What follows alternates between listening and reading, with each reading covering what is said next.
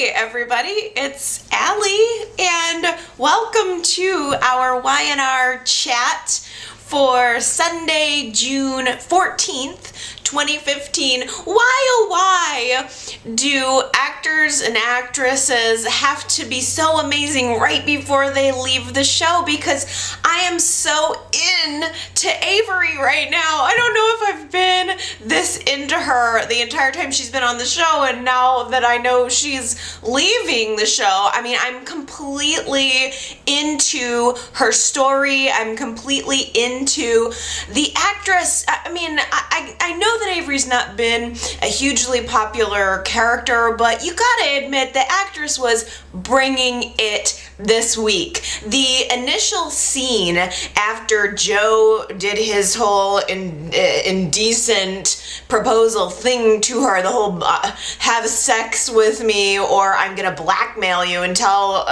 everybody that you pushed me off the balcony. After he proposed that to her, her reaction was so authentic. It was so over the top. It was so emotional. It was physical.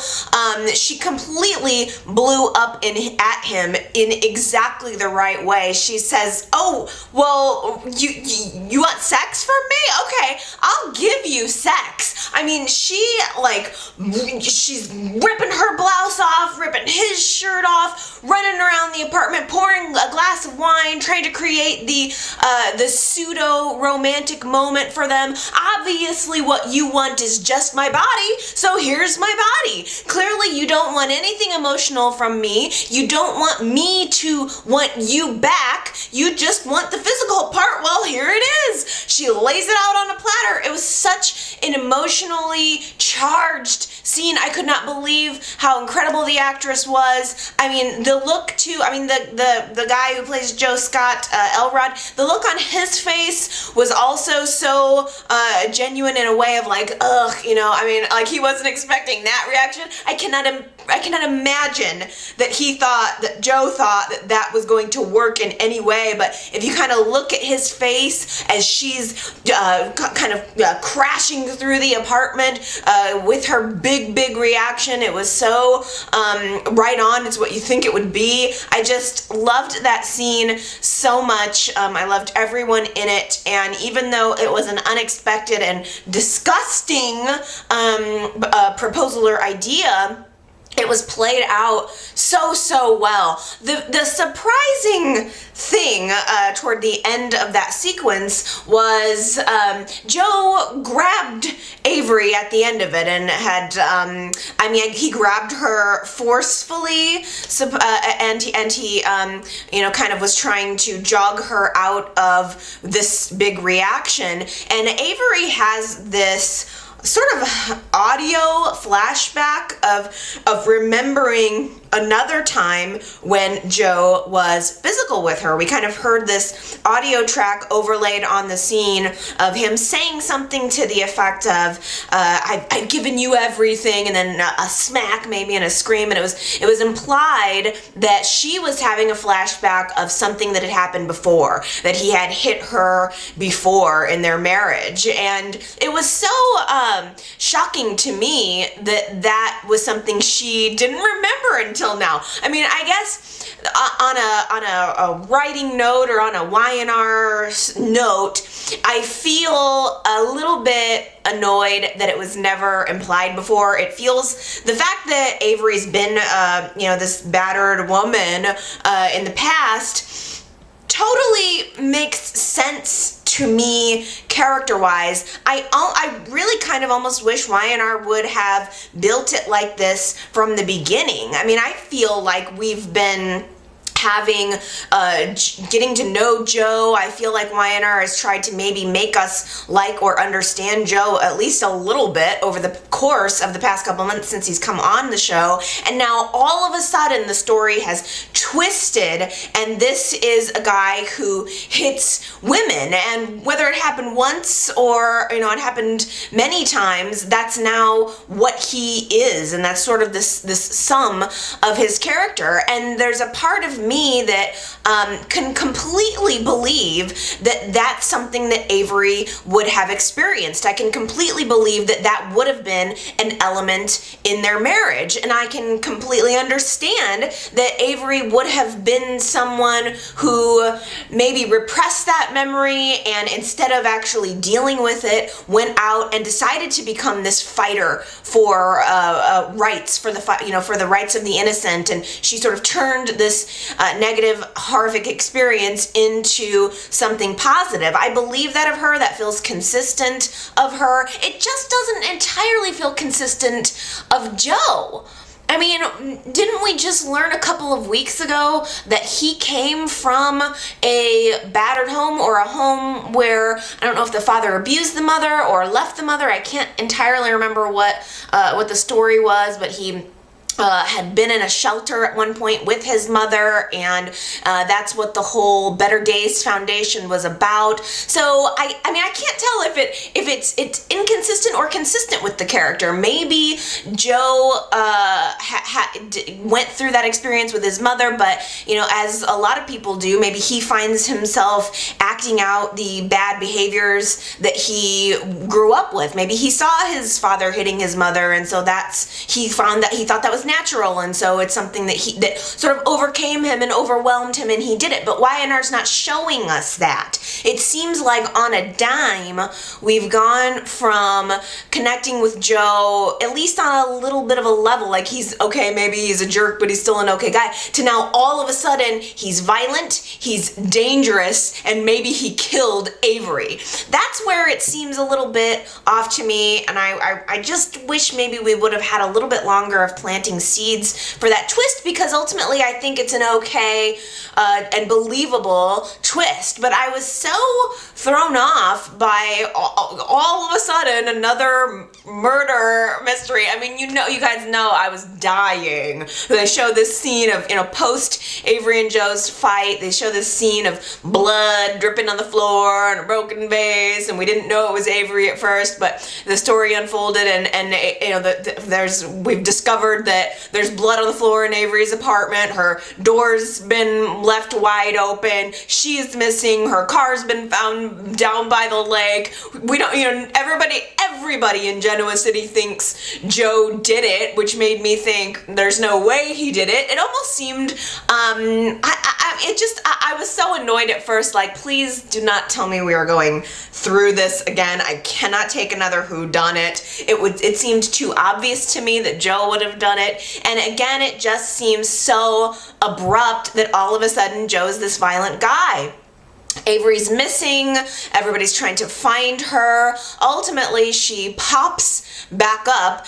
Big surprise, turned out to be nothing. And the very first place she shows up is Dylan's. So he's kind of in this position of starting a new relationship with Sharon, but maybe feels a little bit guilty for abandoning Avery, especially when, throughout the whole evolution of the Dylan, Sharon, Avery, Joe quadrangle, we were sort of under the impression, or I was sort of under the impression, that maybe Avery and Joe really did still have feelings for each other.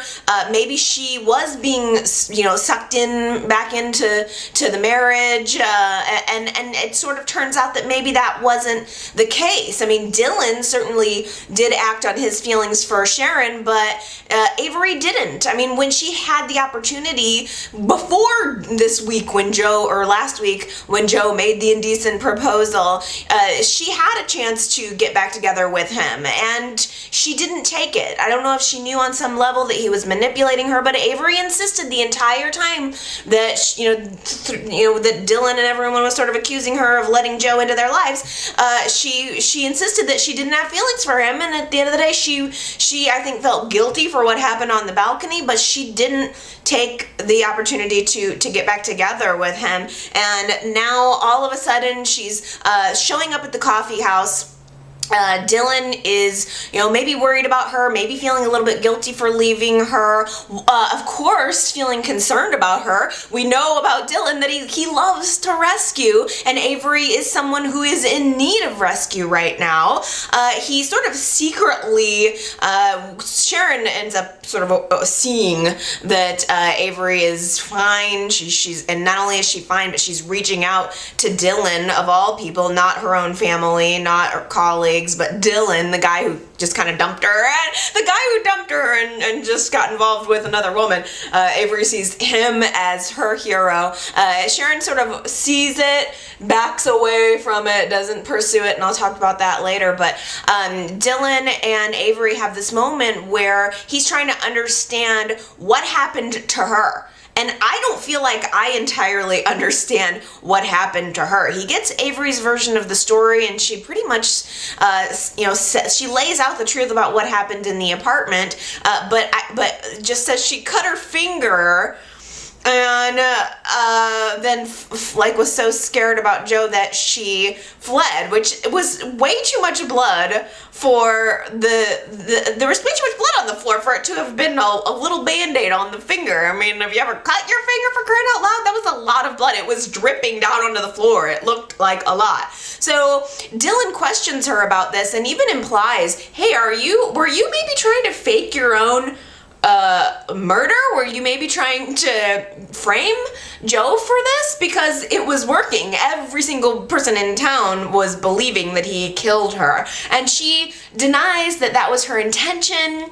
But I don't know. I don't know where Avery's head is right now. And from, just from reading the YNR news and the soap opera news, we know now that there was apparently some kind of storyline in the works where Avery falsely accuses Joe of rape. And I don't know if it is related to the actress's exit. It sort of seems, I don't get the impression that the actress has said a whole lot about her exit, but I don't know if it was, if that is what I'm hearing is that the actress was so appalled by that storyline that she decided to leave the show or got fired from the show, or that somehow that was connected. And so I'm kind of wondering, apparently the storyline was so abhorrent that Charles Pratt, the head writer, had to go back and rewrite it. And I'm wondering if that is what we are seeing now. Are we seeing maybe the remnants of that story, where maybe now, instead of Avery falsely accusing Joe of rape, is she trying to falsely set him up for her murder? How is this all going to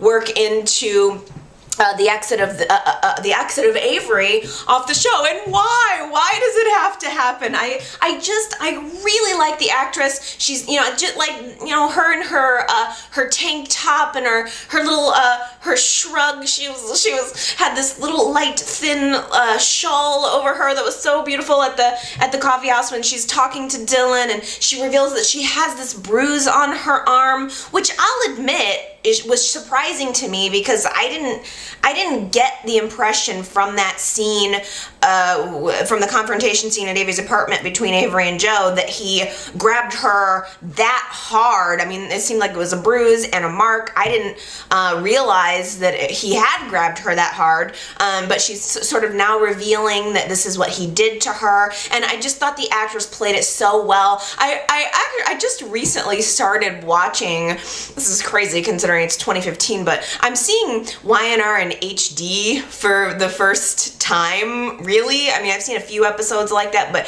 the quality of the version of YNR that I watch every week is not wonderful, and this week I was watching it in HD, and I was just so appreciative of every single little facial expression that Jessica Collins was giving to us. I completely connected in with her as someone who had been this, that she had been hit or hurt by him, and that she was going through something. She had blocked it.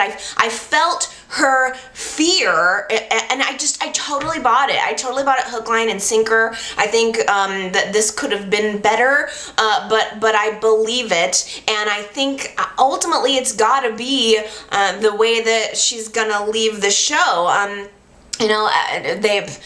Joe shows up at the coffee house. Of course, he can't leave well enough alone after he finds out that Avery is alive, and he's ready to say, hey, you guys just tried to accuse me of killing the woman that's standing right here. I had nothing to do with it. And Joe lies. I mean, he lies when he's there talking to Dylan and Avery, saying that Avery was throwing herself at him in that moment in the apartment.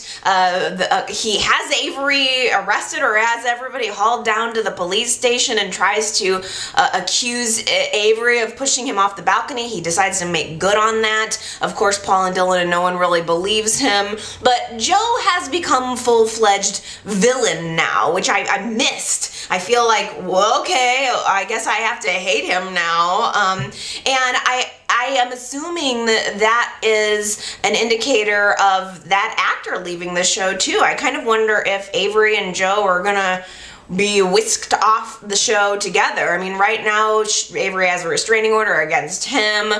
He has a restraining order against Dylan or something. I mean, it's very contentious. I don't know what the end result is going to be. I don't know if Avery is going to end up getting hurt by Joe, and I don't want to see that, frankly. I don't want to see Avery dead at the end of this arc, please. I don't know, I've always liked Avery. I would like to at least have the door left open for her to come back on to the show eventually, if she wanted to. I don't know, it sounds like maybe things didn't end very well, or that there was some bad blood kind of happening behind the scenes, but I certainly don't want to see her dead. I'm going to be really, really disappointed if Joe ends up killing her, or if, I don't want to see her trying to frame him for anything, because there was that scene after Avery came back into town where she talks to Phyllis open and honestly, and Phyllis says to her, Phyllis starts to concoct a plan in her head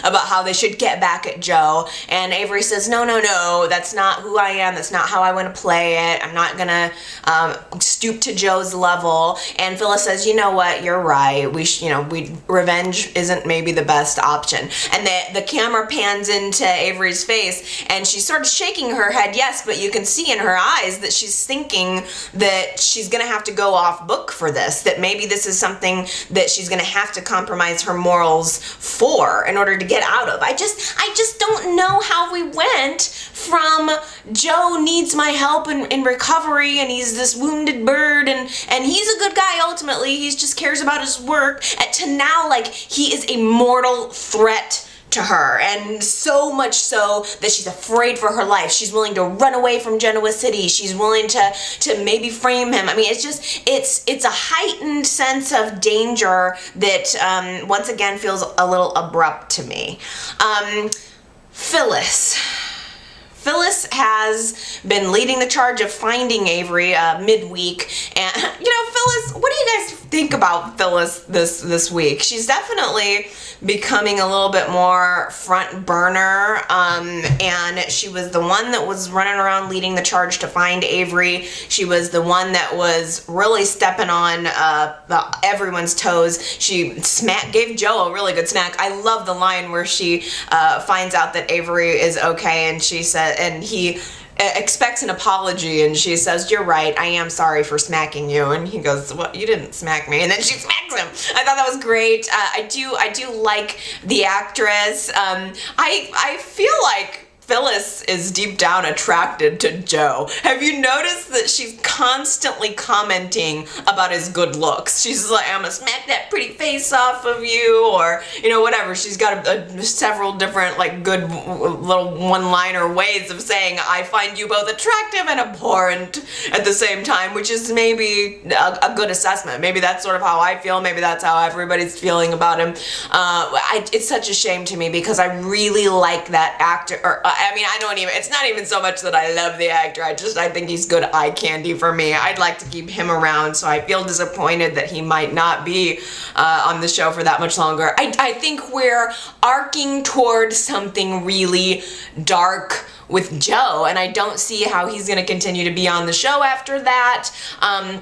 It's clear that Joe, the way it's being written now, I mean, it seems like he wants Avery, and he's going to do anything he can to get her, and I think not only that, but he doesn't want Dylan to win in any way. Dylan is his rival, and there was this moment where we saw again of Sharon and Joe having an interaction, where Joe's sort of backup plan is to try to nudge Sharon in the direction direction of keeping Dylan away from Avery. Joe wants to isolate Avery, and removing Dylan from that equation is helpful to his cause. So very interesting scene where Joe tries to bait Sharon. I think Sharon saw Dylan comforting Avery, and she's feeling insecure about that. I mean, I think maybe it's understandable. Maybe it's a little earlier in their relationship to have that level of insecurity. I don't know. I don't know I don't know whatever is going to arc with Avery is going to affect Sharon and Dylan's relationship, but Joe knows how to play on someone's insecurities, and he did that with Sharon a little bit, and I was happy to see that Sharon didn't give into it. And I remembered that Joe said something to Sharon like, "Come on, Sharon, you're a bad girl at heart. Join me. Be bad with me and break up Avery and Dylan." And that line kind of clunked down into the center of the room for me, because I don't think Sharon's a bad girl at heart. Do you? But I thought it was an interesting question because she seemed taken aback by the fact that he would say that, and it struck me as well. Do you think, you guys, that Sharon is a bad girl at heart? Is that what other people's impression of her is? I mean, to me, I think she's a good girl at heart, and I think that she's gotten roped into, some bad things, pulled in many different directions over the years, but maybe that was just Joe's way of getting to her, manipulating her. Certainly Joe is being painted as the puppet master, and the dark, dark one at that. I'm very worried about what's going to happen. And we saw toward the end of the week, Lily feeling despondent over some things that I'll discuss next, feeling maybe a little bit insecure about herself and her marriage and her attractiveness. And there's just a brief little scene between Joe and Lily, and she's asking him, "Do you find me attractive?" And this is a relationship that we've sort of seen from the very beginning of when Joe came on, where he is very flirty, and he says, "Of course you've been mad at me for acknowledging that I find you attractive, but yeah, I do find you attractive." And Lily ultimately ends up just kind of politely saying, "Thanks for acknowledging." I mean, she's a model. Does she really need anybody to tell her she's beautiful? But she says, kind of politely, thank you, but I'm gonna go home to my kids now. But I think that's another instance where Joe has identified someone's weakness and may very well be willing to exploit it. I haven't gotten this vibe from him at all. The whole battered woman thing, or like he's a woman, like he's a sadistic woman beater. I just have not got that from him, and I really hope that that's not where Y&R decides to go with it, because I think the transition that we saw was, I don't know if it was Avery and Phyllis maybe having a conversation, and one of them said, we should stop Joe before he hurts another woman. Pan to that scene of Lily and Joe in the bar together. So,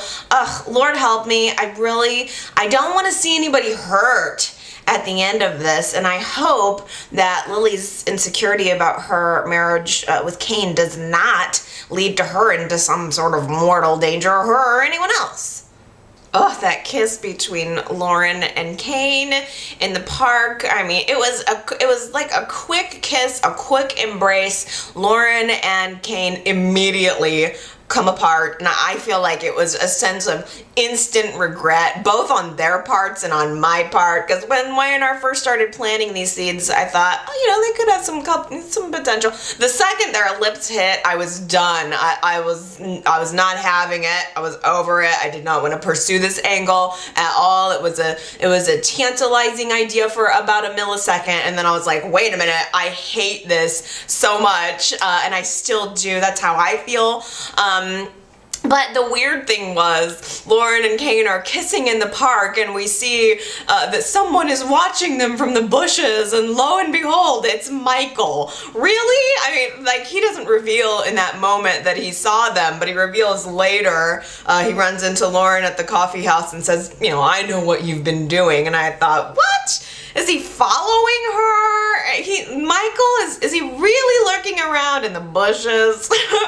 It seems a little over the top to me, but it did end up creating an incredible scene. That confrontation between Lauren and Michael at the coffee house. He says, or implies to her, "I saw what you were doing. You're moving on. Just divorce me."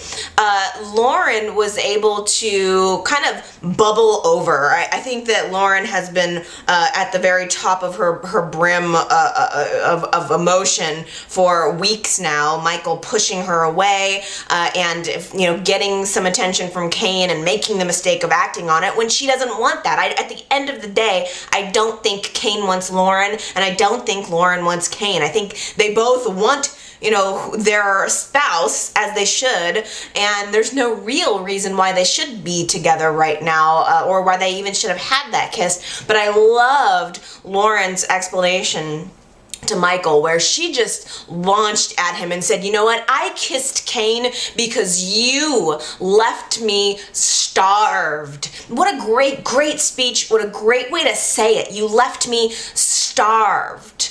Lauren and Michael have had this wonderful relationship for years. They're the most stable couple on the show for years and years. And they've been there for each other in a really healthy and holy way.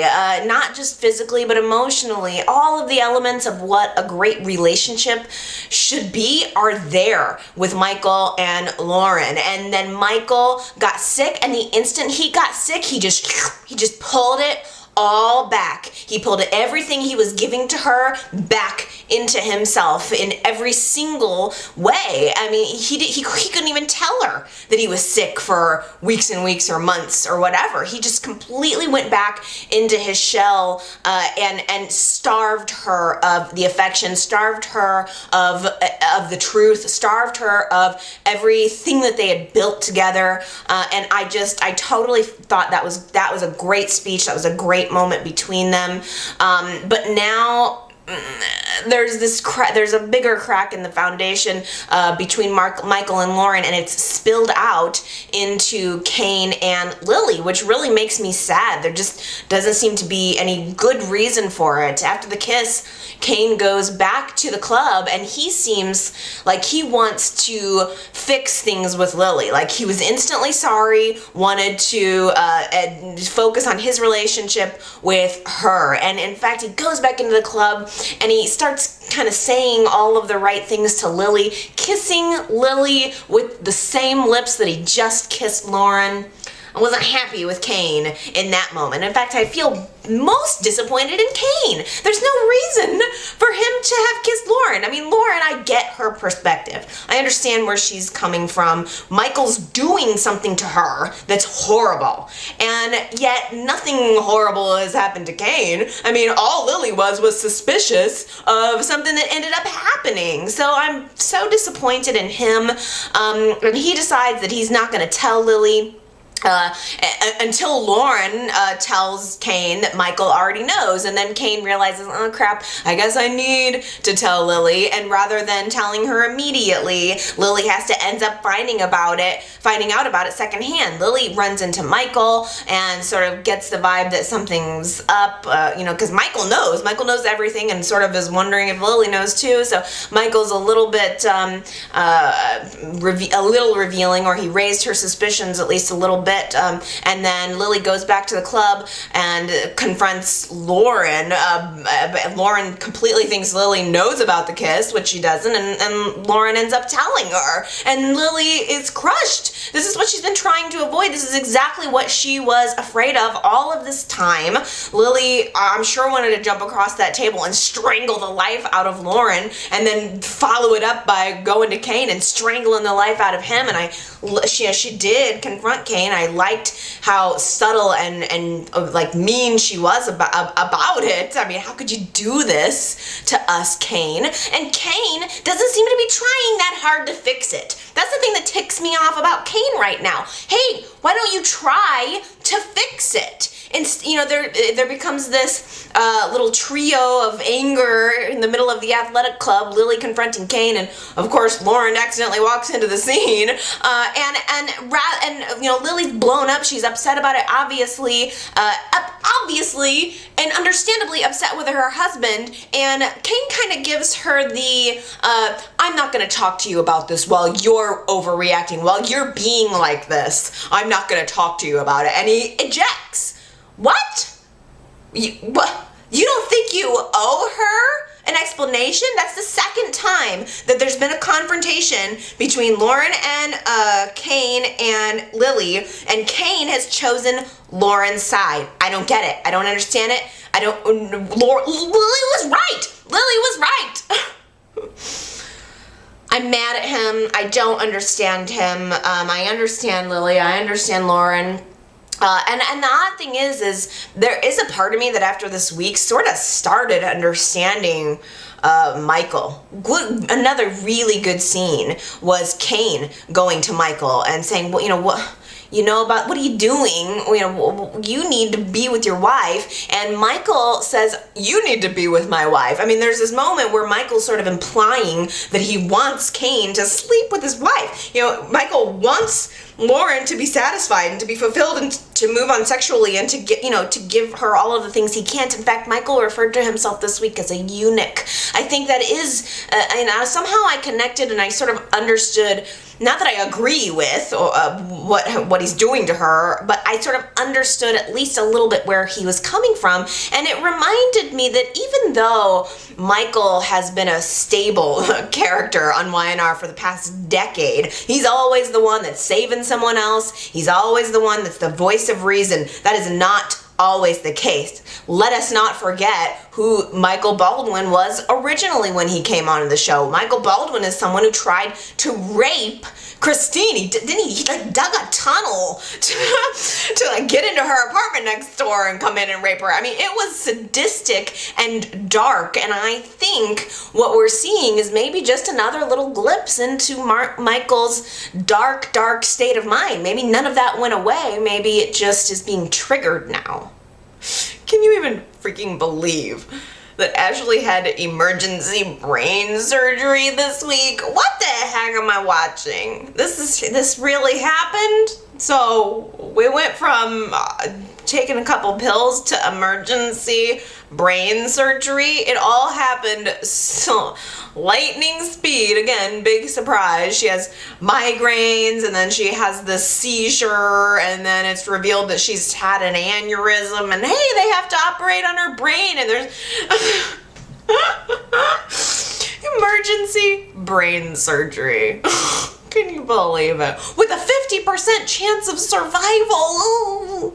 It's like YNR just wants to toss in these senses of danger. They're just trying so hard to create these heightened moments, and it's false. It's like I can't feel it. I cannot feel it when there's been no buildup. I mean, I know, medical things happen and they catch you off guard, but that doesn't feel like what this is. This just feels like basically a plot device to drive Stitch and Ashley together. That's entirely all it is. If anyone's wondering, I mean, Stitch is all up in Ashley's business like it's any of his business throughout, this whole thing, just because he used to kind of sort of be a doctor. Hey, instead of working if you care so much about medical stuff, instead of working at your boat, why don't you go get your medical license, get an actual medical license and go work at the hospital. But no, he's just sort of buttoned up in Ashley's business, and Abby has every right to be concerned because that's entirely what's happening. I mean, from the second Ashley admitted that she still had feelings for Stitch, his attention turned. I mean, it's subtle, but it's turning, and this whole thing is just a plot device to bring Stitch and Ashley together. Whatever. Eileen Davidson was completely convincing. She did the best that she could. I was looking in her eyes. I felt what she felt. She had this sort of internal struggle of, do I even want to have this surgery if it's going to mean that I can't work anymore, or that it's going to affect my life, or whether that I could even die. So I felt Eileen Davidson giving me everything. She was beautiful. She was strong through all of that. It's just kind of a crappy storyline. Don't worry, she's back on her feet next week.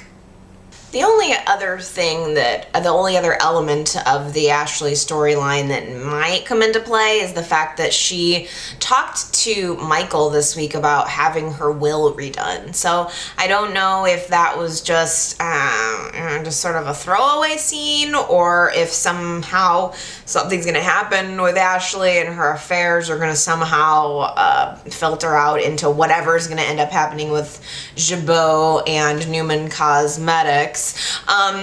Or Newman Abbott, Newman Abbott Company.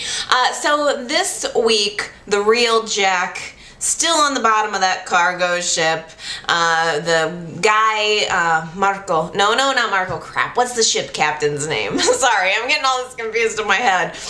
The ship, I'll just call him the ship's captain, has sent out a message that he's captured Marco, and he is gonna sell him to the highest bidder. And guess who that ends up being?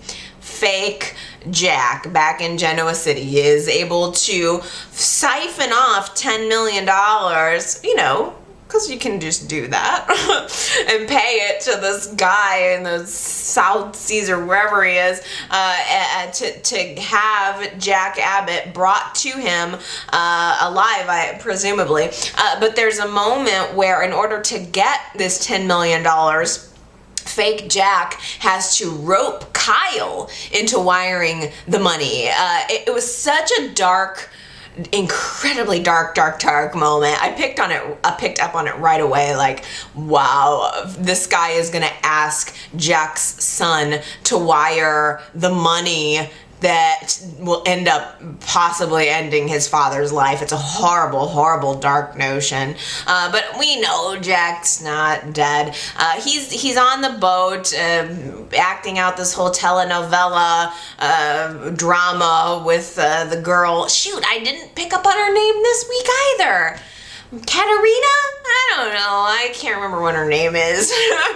They're in this together, though. Marco and this woman are in the bottom of the ship, trying to get off. Unfortunately, she's in as bad of a position as he is. They're both basically chained to a crate, and facing the idea that he might be dead soon.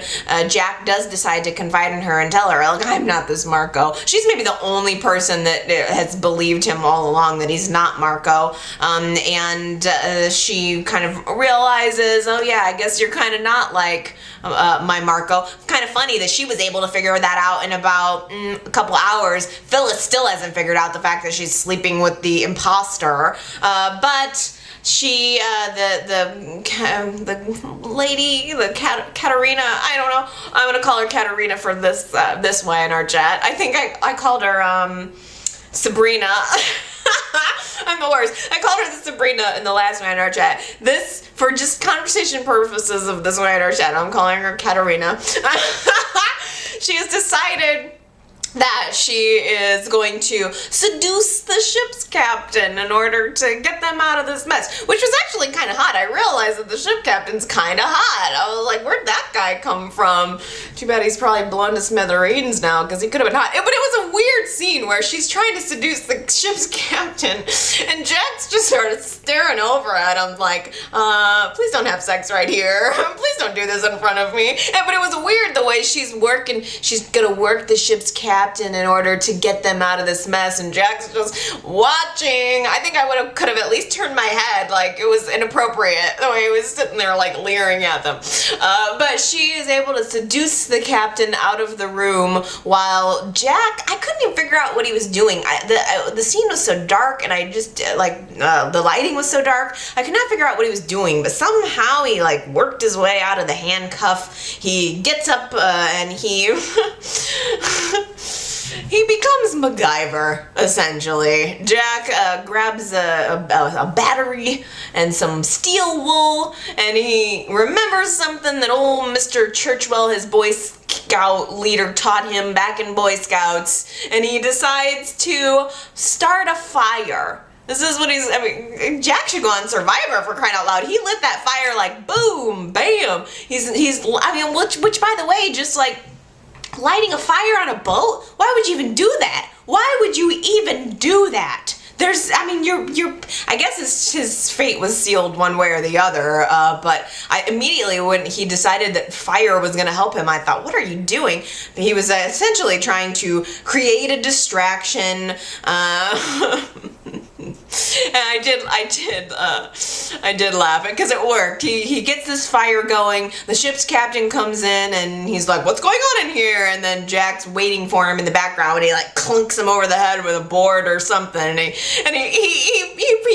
exclaims, "Thank you, Mr. Churchill," or Churchwell, whatever it was. I can remember the Boy Scout leader's name, but I can't remember Katarina's name. But he's like I love that he took the moment to thank his Boy Scout leader. I mean, how derpy is that? I laughed at that writing. Maybe when Jack finally gets back to Genoa City, he'll have a reunion moment with the Boy Scout leader and thank him for what he taught him. I never forget that. So, whatever. Ship's captain goes down. Jack and Katarina run off into who knows where. The very next scene we see is an overview shot of the ship exploding into smithereens. So, I don't know how he's gonna get out of it, but I know he's gonna get out of it. Explosión can't kill Jack Abbott. Back at home, back in Genoa City, fake Jack is coordinating a takeover. He's now decided to flip his switch and gather together all of the main players to do a takeover on Victor. He gathers Billy and Kyle and Chelsea and Gabe, and he tells them that what they're gonna do is they're gonna set Victor up for embezzlement. They're all gonna pull money out of their departments and put him into some secret account that's in Victor's name, and they're gonna frame him for embezzling money out of the company and try to make it look like Victor was always trying to buy Jabot just to take the money, which I cannot even believe that everyone would agree to. First of all, don't you think it's weird that Jack spent all of these weeks trying to convince everyone that he was with Victor and even threw a party, and now all of a sudden he is ready to frame Victor for embezzlement, which is kind of extreme. Not only that, but it's also putting everyone you love in danger. I would think these people would know that it was not really Jack. Again, Chelsea's the only freaking one that's thinking on the show right now, because she said to him, I can't believe you would go this far to do this. And that's exactly what I'm thinking. The real Jack would never ask his family to basically embezzle. He's asking them to embezzle in order to frame Victor for embezzlement. I don't know why Chelsea would do it. It's Connor's grandfather. I don't know. I mean, I can understand Gabe doing it. I can't even see Billy going along with it, especially not given his relationship with Victoria right now. It's a cluster of I don't know what, but I think we're gonna see some interesting dynamics out of it. But there's still, just on a side note, is there any chance that the switch has already happened? We've talked about this a couple weeks in a row, but I just want to note that I am still watching YNR with the eye of wondering if it, by any chance, that is the actual Jack Abbott in there. And I'm not seeing it. I just don't see how it could be possible yet, but who knows? You never know. I think the whole takeover thing now is mostly, again, sort of a device to cause problems between the major couples of the show. Victor has caught wind that Jack, who he knows darn well is fake Jack, is up to something, and so he's asked Victoria to use her relationship with Billy to find out what it is. Fake Jack has asked Billy to use his relationship with Victoria to find out, what Victor might be up to. So Billy and Victoria are caught right in the middle, which I think should be interesting, actually. I really, really like this Victoria and this Billy together. The chemistry's there. It just completely works for me. And I think that it should be interesting to see them caught in the middle. Maybe a catch me if you can style thing between Victoria and Billy. Like who can, they're both sort of trying to, or not catch me if you can, Mr. and Mrs. Smith is what it was. Where they're both sort of trying to one-up each other, get information from each other, and watching them be sly in the interim I think should be interesting. We're gonna see conflict between Adam and Chelsea, and again I'm wondering what's gonna be the thing what's gonna be the steel wool and battery that's gonna ignite Adam's identity, the fire. I don't know, but Chelsea is always, again, only person that's using her brain. She's always like listening and sort of catching on and noting that Gabe is seeming extra interested in getting back at Victor. What's his incentive?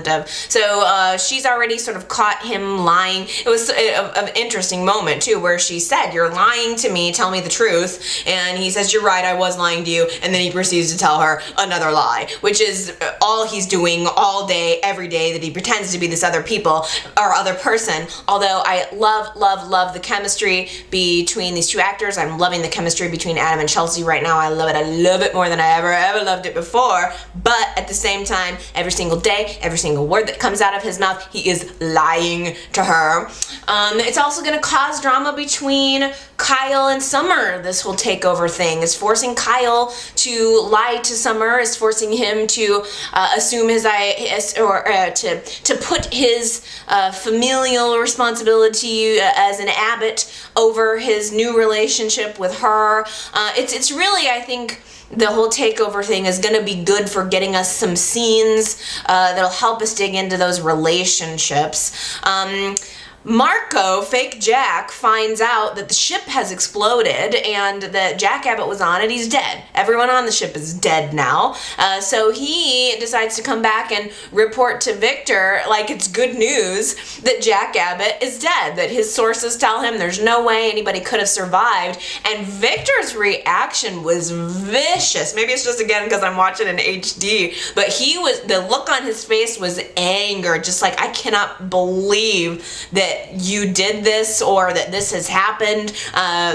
Fake Jack ends up revealing that he gave $10 million to get him, and Victor, the sheer notion that maybe it was a combination of the fact that fake Jack / Marco is trying to one-up him, that he's going off book, that he's disobeying him, but also I think there's this sense of, I didn't want Jack to die. I wanted him to be tied up and tortured by a crazy lady, but I didn't want him to die. Jack Abbott cannot be dead.